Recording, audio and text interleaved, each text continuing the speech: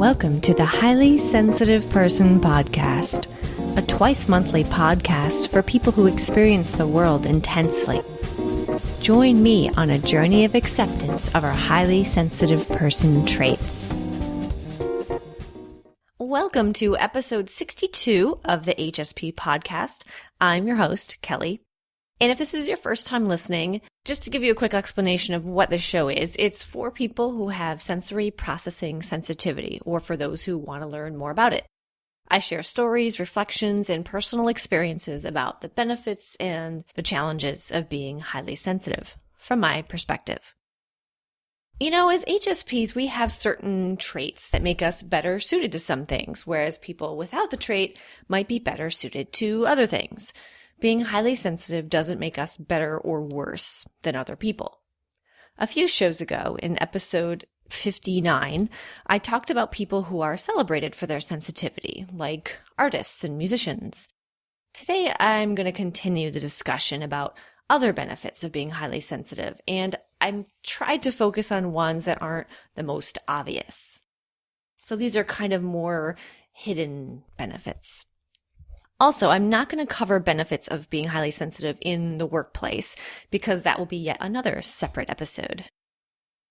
So here's a list of 6 benefits of being highly sensitive that you may not have thought about before. Okay, the first item on the list. We know where the fire exits are.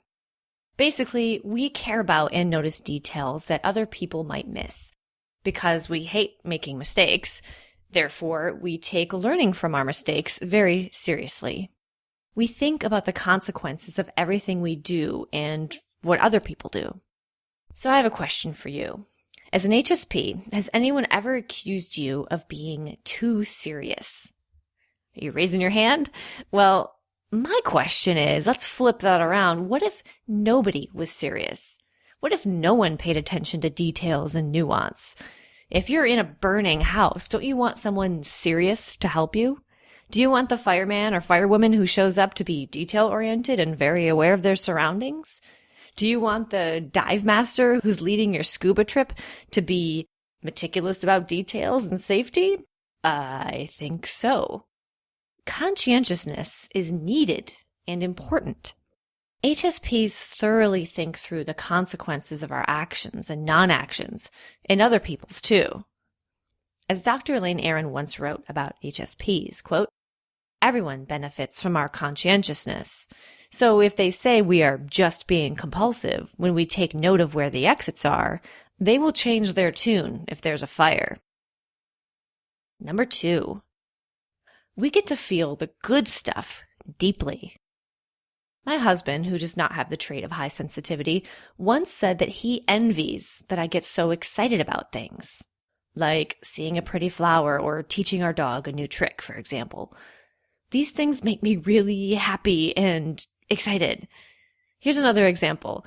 I actually just won a pair of earrings recently from my favorite jewelry store the other day. It was like a $30 pair of earrings, nothing crazy. But when I discovered that I won, I literally burst out of my chair and jumped all over the room, pumping my fists and yelling. Jim said he thought that I had just discovered we'd won the lottery or something. Nope, I just won a contest for earrings. But they were really pretty earrings, you guys. I used to think everyone felt the way I did, but they don't. Not everyone gets to experience the same joy that HSPs get from things. Some people pass by beautiful stuff and they barely even notice it. There are people who wish they got more excited about things, whereas we can feel like we're on a high just from seeing something beautiful. It took me a while to be able to embrace this about myself. I really love bright, perfectly symmetrical flowers, as anyone who follows me on Instagram knows, because it's pretty much all I post. By the way, my name on Instagram is Highly Sensitive Life, just, in case you feel like following me. And living in Southern California, there are just so many flowers all the time everywhere that are just stunning. I used to keep it to myself when I'd see a beautiful flower, but now I allow myself to feel that joy and giddiness and a huge amount of wonder at nature and how it could be so perfect. Instead of holding it in and thinking that I was overreacting or being weird, I allow myself to feel those intense, joyful, happy feelings now. And why not? It's kind of a gift to feel that strongly. I used to be kind of embarrassed and ashamed of feeling that strongly, but it's taken me a while, and now I realize that there's no reason to be ashamed. It's actually kind of cool. The next item on the list is intuition. We know things without knowing how we know. Only in the past year or so have I allowed myself to start trusting my intuition. I used to doubt myself all the time. I was so open-minded to other thoughts and opinions that I always thought that I could be wrong about things. I didn't trust my judgment because I thought, well, how do I know that my reactions are correct instead of somebody else's? Maybe I'm overreacting about everything. But now I've started to listen to my intuition because I've realized that it's correct a lot of the time. Because HSPs are so tuned into all the small details and nuance around us, we're constantly taking in a ton of information. Think of our highly sensitive brain as processing all these little bits of information, sort of like a computer. Well, it's not surprising that our processing little brains come up with lots of conclusions from crunching all that data, using clues that other people might not notice. This is how we know things without knowing how we know. The fact that we absorb all this data can be overwhelming, and it means we might take longer to make decisions. But the decisions we do make are very informed. The risks we take are more likely to be calculated, intelligent risks. That's important. It's almost like we can predict the future, but not in a crystal ball way, but in an educated, careful, observant way. That can be a powerful gift. Okay, guys, I'm going to take a quick break here from the list of HSP benefits because there's something I want to tell you about. I want to share with you a resource in the HSP world that I think is really valuable. My friend and colleague, Andy Mort, is reopening the doors to his community for highly sensitive people in a few days. It's called The Haven, and it's a private membership site that's totally dedicated to providing HSPs with a place to learn and understand more about who we really are. There's already 2 years worth of great content available there, including video and podcasts and interviews, which I know because I'm a member. There's also a private Facebook community, which might be my favorite part. The doors to the Haven will reopen on April 24th and close 4 days later on April 28th. I have people who contact me all the time asking about where they can go to be a part of a community of highly sensitive people where they can share their feelings and learn about the trait. Andy's resource is by far the best place I know of to find a community like that. To kick off the reopening of membership for the Haven, Andy has released an ebook, and you can get it for free by going to a special link on my site at highlysensitiveperson.net/haven. It features insights from lots of HSP leaders on how they discover peace and focus in our busy, noisy world. So go to highlysensitiveperson.net/haven, get the ebook, and Andy will let you know when you can sign up for the Haven community. Okay, back to the list. HSPs have faster reflexes. Yes, I'm talking about physical reflexes. Okay, personal story time. When I was in 5th grade, I played sports, but nobody thought of me as like the super athlete girl. Well, one day we had a field day in class with all of these different events.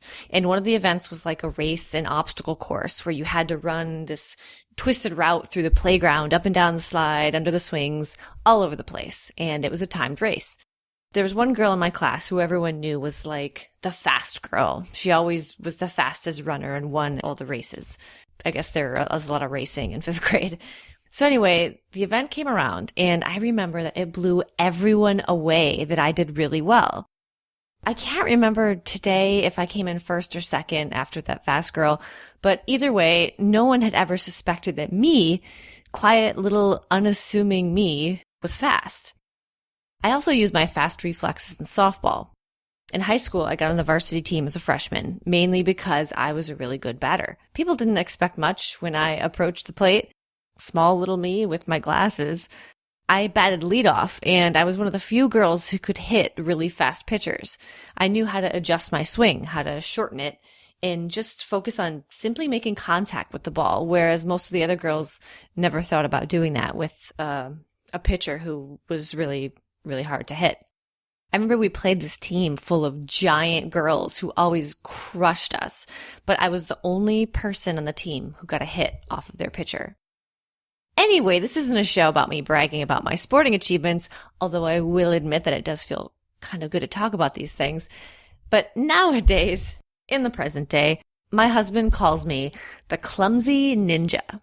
No joke, this is a name he came up with. It's because I will drop something or knock something off of a table, for example, and I will catch it before it hits the floor. You guys, this kind of happens a lot. And anytime it does happen, I do feel pretty cool about myself. Never did I think that fast reflexes had anything to do with high sensitivity until I started researching it. So, what is the connection? Well, being highly sensitive means that we startle more easily because we are sensitive to external stimuli and we have a faster reaction time, fast processing, hence faster reflexes. Now, this doesn't mean that all HSPs are great athletes, of course, but it does seem that many of us have stories of surprising people with our quickness and hand-eye coordination, even when we don't appear to be athletic or sporty. The fifth item on the list. We make things pretty and pleasant. HSPs are often the ones who are thinking about what creates a pleasant environment. Think about feng shui or decorating or making a room feel nice and inviting or making furniture that's comfortable or pleasing. We often are able to make small changes that will make ourselves more physically comfortable in certain situations.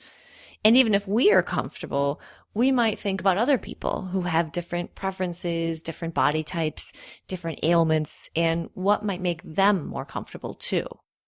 And the last item is being creative is a powerful outlet for us. So what does it mean to be creative? It means putting things together that are not normally thought of as belonging together. And doing that requires deep processing.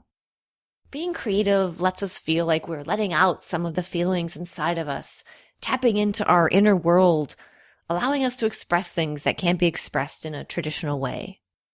Being creative feeds our soul, so to speak.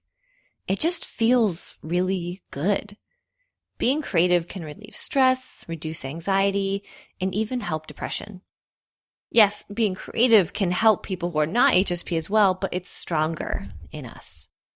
Even if you don't think of yourself as artistic, you might be creative in non-traditional ways. One of my favorite quotes from Dr. Elaine Aron is this, quote, "I know all HSPs are creative by definition, but many have squashed their creativity because of their low self-esteem. Many more had it squashed for them before they could ever know about it. But we all have it. One of the best ways to make life meaningful for an HSP is to use that creativity." I would love to know what you thought of this episode. Did you agree or disagree with the things I talked about? Let me know in the comments on the show notes page at highlysensitiveperson.net/episode 62. While you're on my blog, you can sign up for my twice monthly newsletter, which will notify you of new blog posts, podcast episodes, and give you curated, interesting HSP news.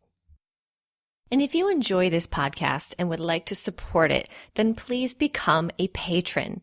Just go to patreon.com/HSP. You can support the show by giving a recurring donation in any amount. Even $1 is super appreciated. That's patreon.com, patreon.com/HSP. And I'd like to thank Charlie and Al, who are the newest patrons of the show. Thank you so much. Lastly, I want to mention something completely unrelated to high sensitivity. I hope you don't mind. I co-host another podcast called Curious Minds, and it's about science, technology, and history. I just wanted to let you know because it's something I've been a part of for quite a while now, and I think the topics we cover are really interesting. You can find it as CM Pod on iTunes or at cmpod.net. Let me know if you check it out. Thanks so much for listening.